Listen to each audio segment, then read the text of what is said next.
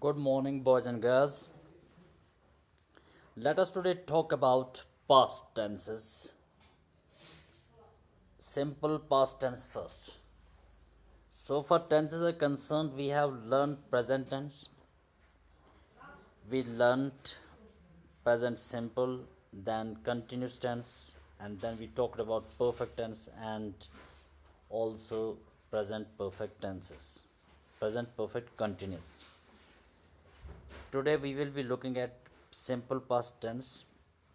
Okay, boys and girls, let us have a look on these two sentences first. We received your letter a week ago. We received your letter a week ago. They left school last year. If you see the highlighted word, the highlighted verb received is V3 form of the verb. V3 form. By V3, I simply mean what is normally called past.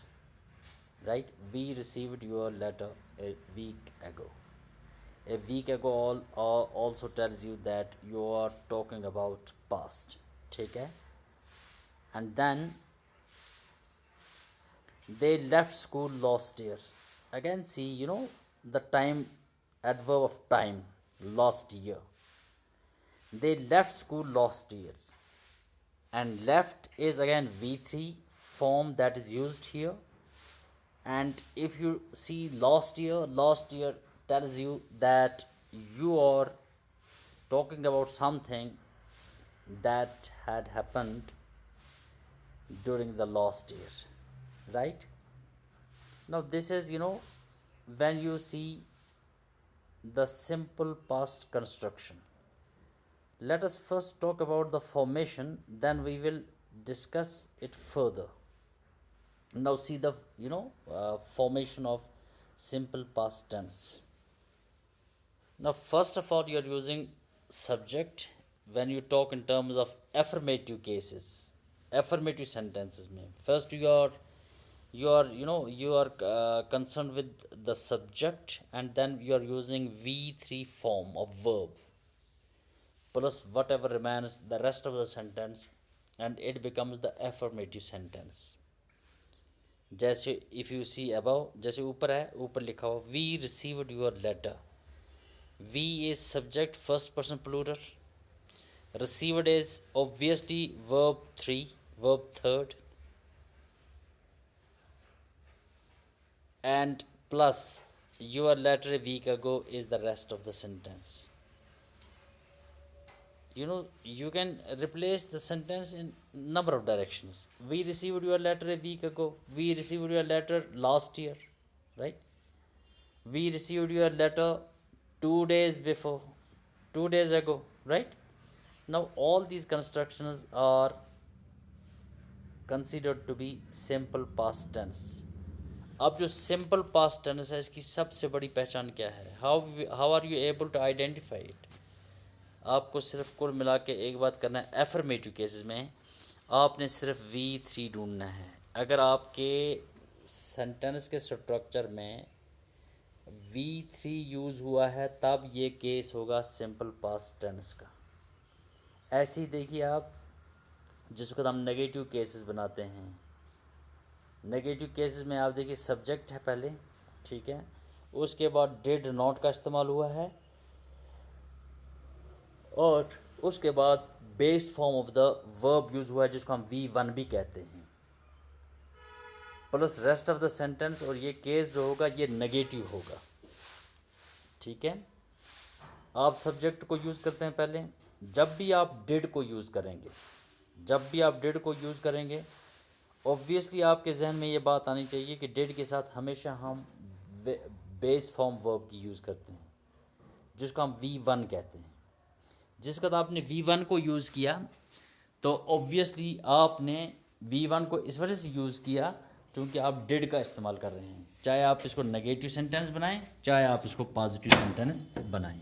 ठीक है, positive का मतलब है interrogative sentence बनाएं, तो दोनों सूरतों में V1 का यूज़ होगा. ठीक है, अब आप दोबारा देखें और कुछ बातें जो आपके जहन में रहेंगी। तो ये सब्जेक्ट ऐसे बनेगा, अगर आप ऊपर वाले सेंटेंस को देखेंगे, we received your letter a week ago, अगर हम इसका नेगेटिव बनाते हैं तो हम ऐसे लिखेंगे, वी डिड नॉट रिसीव।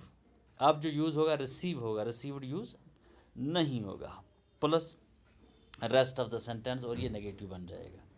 अब आप देखिए सेंटेंस नंबर 3, जिसको आप इंट्रागेटिव बनाते हैं। इंट्रागेटिव भी हमेशा सिंपल पास्ट का डिड से यूज़ होगा। आपकी यादाश्त के लिए मैं आपको बताऊं, जिसको हम प्रेजेंट सिंपल प्रेजेंट की बात करते हैं, या प्रेजेंट सिंपल की बात करते हैं, या प्रेजेंट इनडेफिनिट की बात करते हैं, उसमें डू और डज का इस्तेमाल होता है, ठीक है। और यहाँ पे क्या होता है, यहाँ पे हमेशा डिड का इस्तेमाल होगा। तो डिड पहले आपने यूज़ किया, प्लस अब आपका सब्जेक्ट यूज़ होगा, और फिर यूज़ होगा V1 form of the verb, plus rest of the sentence. तो आपका सेंटेंस जो बनेगा वो बन जाएगा इंट्रागेटिव। अगर आप इसी पहले वाले सेंटेंस को देखते हैं, we received your letter a week ago, अगर इसका इंट्रागेटिव बनाना हो तो आपने करना कुछ नहीं है, आप डिड को यूज़ करेंगे पहले, फिर आप सब्जेक्ट आपका वी है तो आप ऐसे करेंगे डिड वी, और फिर लिखेंगे रिसीव, V1 यूज़ होगा, did we receive your letter a week ago, ये आपका क्वेश्चन बन जाएगा। They left school last year, अगर इसको बनाना होगा did they leave school last year, अगर आप ऐसा करते हैं डिड दे लेफ्ट, तो ये सेंटेंस गलत समझा जाएगा, ठीक है। इस इंट्रागेटिव के बाद नेगेटिव इंट्रागेटिव पे आ जाइए आप। देखिए डिड नॉट पहले यूज़ करते हैं, फिर सब्जेक्ट आप यूज़ करेंगे, फिर V1 का इस्तेमाल होगा, plus rest of the sentence use होगा, और फिर क्वेश्चन मार्क लगेगा। तो ऐसे बनेगा we received your letter a week ago, तो हम लिखेंगे डिडंट वी रिसीव। जब भी आप डिड को यूज़ करेंगे तब आपने किसी भी सूरत में वर्ब की बेस फॉर्म यूज़ करनी है, जिसको हम V1 कहते हैं, ठीक है। टेक्निकल टर्म्स हम V1 कहते हैं इसको। Didn't we receive your letter, तो नेगेटिव इंट्रोगेटिव बनेगा। या नेगेटिव इंट्रोगेटिव का और एक तरीक़ाकार ये है कि आप इसको ऐसे भी कभी कभार सेंटेंस को बना लेते हैं, डिड को पहले यूज़ करेंगे, फिर सब्जेक्ट को यूज़ करेंगे, डिड वी, ठीक है, डिड वी नॉट रिसीव, फिर V1 यूज़ होगा, did we not receive your letter last week a week ago, you understand. तो ये बनेगा नेगेटिव इंट्रोगेटिव। उसका मतलब ये है कि ये एक्चुअली फॉर्मेशन है सिंपल पास्ट टेंस की, और बहुत ही आसान फॉर्मेशन है। अब देखिए दे लेफ्ट स्कूल लास्ट ईयर, इसको हम ये एफर्मेटिव केस है, आप इसको नेगेटिव बनाएंगे, फिर इंट्रागेटिव, फिर नेगेटिव इंट्रागेटिव। देखिए दे लेफ्ट स्कूल लास्ट ईयर, आप कैसे बनाएंगे, नेगेटिव बनाने के लिए आप ऐसा लिखेंगे they did not leave school last year. अब आपने इंट्रागेटिव बनाना है, did they leave school last year, आपका क्वेश्चन मार्क बन गया, did they leave school last year. अब आपने बनाना negative interrogative, didn't they leave school last year, या did they not leave the school last year, right. तो ये construction जो होगी, ये फॉर्मेशन, इससे आप ये सेंटेंस बना लेते हैं। एक चीज़ आप जहन में रखें, जो फॉर्मेशन में फर्स्ट एंड सेकंड है, इन दो को जिसको आप कंबाइन करते हैं तो आपके पास और एक सेंटेंस की क्वालिटी बनती है, जिसको हम कहते हैं assertive sentence, right. Assertive sentence is simply a sentence that is used to illustrate a statement, or you can say statement can be negative or it can be positive as well, right. That type of sentence considered assertive sentence, ठीक है। अब आप देखिए कुछ sentences हम आपके सामने हैं। जैसे पहला सेंटेंस जो है वो ऐसे है, he drank T yesterday morning, affirmative sentence, he drank T, drank जो होगा ये V3 का इस्तेमाल हुआ है, ठीक है। इसको तभी हाईलाइट किया गया है ताकि आपके जहन में ये बात रहे कि जिसको तो आप सिंपल पास्ट को बनाते हैं तो उसमें आप V3 का यूज़ करते हैं। He drank T yesterday morning, तो ऑब्वियसली ड्रैंक होगा V3 फॉर्म, राइट। अब देखिए जिसको हमने नेगेटिव बनाया, दूसरा एक ये स्ट्रक्चर लेकर, तो हमने लिखा है he didn't drink, he didn't drink, ठीक है। He didn't drink tea 2 days ago। जो ड्रिंक है, ड्रिंक आपकी बेस फॉर्म है, base form of the verb. Did आपने यूज़ किया, डिडंट नेगेटिव बनाने के लिए। जब भी आप डिड यूज़ करते हैं तो अब आप बेस के साथ जाते हैं। He didn't drink tea 2 days ago। अब देखिए आपका इंटरोगेटिव, डिड शी ड्रिंक। अब आपने डिड यूज़ किया, क्वेश्चन बनाया, और आगे तब भी बनाना पड़ेगा आपको ड्रिंक, ड्रिंक का इस्तेमाल तब भी करना पड़ेगा, V1 फॉर्म यूज़ हुई, ठीक है। Did she drink tea, interrogative sentence, ठीक है। And then see, didn't she drink tea yesterday, negative interrogative, didn't she drink। you are using contracted form, of the verb what is called didn't, or you can say short form use की है आपने did not नहीं लिखा, आपने लिखा didn't she drink tea yesterday। and then see another structure, through which you are trying to frame negative interrogative। did she not drink, this is also permissible। did she not drink tea yesterday, did she not drink tea yesterday, it's considered negative interrogative, right? You are using did, and then you are adding what is called the base form of the verb, V1। it becomes the case of simple past। yes, for your information, you have to remember that we are using did, for two purposes। whenever you are using did, you are using did for two purposes, either to raise questions, or either you are raising questions or you are making negative sentences, ठीक है। या तो आप इसे question frame करते हैं simple past में, या डिड से आप क्या करते हैं, या डिड से आप नेगेटिव सेंटेंसेस बनाते हैं। अब आप देखिए, आप usages a very important portion, see again these sentences. Study the following sentences that are displayed on your screen। we received your letter a week ago, they left school last year, ठीक है। क्या है ये actually, the simple past tense कहाँ पे use होता है, आप इसकी सबसे इंपॉर्टेंट यूज़ जो ये है, ये आपके सामने है। The simple past tense is used to indicate an action. Simple past tense is used to indicate an action completed in the past। that means any action which is completed in past, you are using simple past tense, right? but the most important thing you have to remember, it often occurs, अक्सर ये होता है, it often occurs with adverbs or adverb phrases of past time। it often occurs with what is called adverb of time के साथ इसको maximum हम use करते हैं, ठीक है।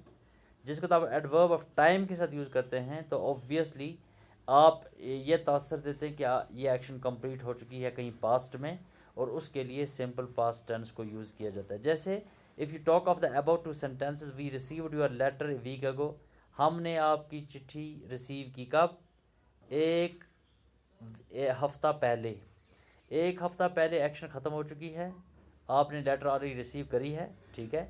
जो ये वीक एगो होगा, ये आपका एडवर्ब ऑफ टाइम है। एडवर्ब ऑफ टाइम को हम ज़्यादा प्रायोरिटी देते हैं सिंपल पास्ट टेंस में, क्योंकि इस टाइम क्या होता है, इस टाइम एक एक्शन कंप्लीट हो चुकी होती है पास्ट में, उसके लिए सिंपल पास्ट टेंस का इस्तेमाल होता है, ठीक है। ये आपने जहन में रखनी है, ये तो पहला यूजेज है, and this is very very important to understand. Okay, now see another thing, I learned, these are certain other sentences as well। I learned English in Bangalore, right? I learned English in Bangalore। I did not sleep well last night, right? पहले sentence को देखिए, अब I learned V3 इस्तेमाल हुआ है, affirmative sentence. I learned English in Bangalore। I did not, ये आपका negative sentence. I did not sleep well, मगर कब, last night। जिस वक्त आपने लॉस्ट नाइट लिया तो ऑब्वियसली ये पास्ट का केस बनेगा। अगर आप इसमें लॉस्ट नाइट न भी इस्तेमाल करें तब भी ये सेंटेंस जो है ये समझा जाएगा पास्ट में। क्यों, इस वजह से कि you are using did with it. I did not sleep well, right. ऊपर वाले केस में क्या है, I learned English in Bangalore, इसमें कोई भी एडवर्ब ऑफ टाइम का यूज़ नहीं हुआ है। इसी वजह से हमने ये इंस्ट्रक्शन लिखी है, sometimes this tense is use without an adverb of time, right. Sometimes what happens, you are not using adverb of time, it is not mandatory at all, it is not obligatory नहीं है हमारे लिए, ज़रूरी नहीं है कि adverb of time को हम हमेशा यूज़ करें सिंपल पास्ट टेंस में, ठीक है। In such cases the time may be either implied और इंडिकेटेड बाय द कंटेक्स्ट, ठीक है। तो क्या होता है कभी कभार ये ऑलरेडी हम महसूस करते हैं कि ये एक एक्शन जो है ये कंप्लीट हो चुकी है, कब, पास्ट में। जैसे मैं बताऊँ आपको, I learn English in Bangalore, आज मैं कश्मीर में हूँ, मैंने उस टाइम क्या किया था, मैंने इंग्लिश को पढ़ा था कहाँ पर, बेंगलोर में। तो ऑब्वियसली यहाँ पे क्या होगा केस, इम्प्लाइड केस, यानी ये एम्प्लॉय है क्या चीज़, टाइम, आपका टाइम, आपका एम्प्लॉय खुद ब खुद हुआ है, क्योंकि आपने पढ़ी है कहाँ पर, आपने इसको लर्न किया है इंग्लिश को बेंगलोर में, और ऑब्वियसली इसमें एडवर्ब ऑफ टाइम की ज़रूरत नहीं है। हाँ, अगर आप इसको एडवर्ब ऑफ टाइम देना भी चाहें तो इसमें भी कोई हर्ज नहीं है। जैसे I learned English in Bangalore in 2005, right, you can also use like this, there is no problem in it. अब देखिए दूसरा sentence, I don't sleep well that is lost night, ठीक है। तो इसमें भी क्या है, इसमें हम अगर हम लॉस्ट नाइट को न भी लिखें, इवन देन क्या होगा, इवन देन ये केस जो है ये कंसीडर किया जाएगा पास्ट का, क्योंकि आप डिड का इस्तेमाल कर रहे हैं, ठीक है। लेकिन अगर आप न भी करें ऐसा, तो इसमें एक फ़र्क पड़ेगा सिर्फ कि आपको टाइम फ्रेम का पता नहीं होगा कब हुआ था, लेकिन ये इम्प्लाइड केस बनेगा। जैसे आई did not sleep well, I did not sleep well, मैंने अच्छी तरीके से नींद नहीं की, आई डिड नॉट स्लीप वेल। लेकिन कब नहीं की, मैंने अच्छी तरीके से नींद नहीं की थी, मैंने अच्छी तरीके से नींद नहीं की थी, यानी मुझे अच्छी तरीके से नींद नहीं आई थी, ठीक है। तो उसका मतलब यह है कि जिसको तो आप ऐसा स्ट्रक्चर यूज़ करते हैं तो ये ऑब्वियसली केस होगा पास्ट सिंपल का, ठीक है। लेकिन अगर आप इसको टाइम देना चाहें तो वो उस टाइम आप बता सकते हैं कि कब हुआ था ये मामला। तो ये एक्चुअली जिसको हम सिंपल पास्ट टेंस की बात करते हैं, ठीक है। अब देखिए कुछ और sentences, he studied many hours every day, he studied many hours every day, she always carried an umbrella. The simple past is also used for past habits. अगर कोई हैबिट हो, हैबिट के लिए हम अक्सर यूज़ करते हैं प्रेजेंट टेंस को, लेकिन अगर कोई पास्ट में ऐसा हैबिट हो जो अभी तक भी चल रहा हो या वो कुछ टाइम पहले रुका भी हो, तो उस सूरत में हम सिंपल पास्ट टेंस को यूज़ करते हैं। जैसे देखिए आप, he studied many hours every day, वो हर हमेशा पढ़ता था कई घंटों तक, ठीक है। वो जब वो हमेशा पढ़ता था कई घंटों तक, तो इसका मतलब ये है कि ये एक हैबिचुअल है टास्क, लेकिन ये हैबिचुअल टास्क पास्ट में है, right. It is not necessary ये प्रेजेंट में भी है। अगर ये प्रेजेंट में होगा तब हम सिंपल प्रेजेंट के साथ जाएंगे, क्योंकि हैबिचुअल टास्क के लिए हम सिंपल प्रेजेंट का इस्तेमाल करते हैं। She always carried an umbrella, वो हमेशा अम्ब्रेला लेती थी अपने साथ, ठीक है, वो हमेशा अम्ब्रेला लेती थी। इसका मतलब है जिसको ऐसा है तो वो हमेशा लेती थी, ये ज़रूरी नहीं है कि वो आज भी लेती है, ठीक है। अगर ये मालूम है कि वो तब भी लेती थी और आज भी लेती है, तब हम सिंपल प्रेजेंट के साथ जाएंगे, right. And I believe dear students, now you have understood कि सिंपल पास्ट टेंस का यूजेज क्या है और उसकी फॉर्मेशन क्या है। I am leaving you here, इंशाल्लाह will meet you in the next lesson, in the next lecture. Till then, goodbye. May God bless.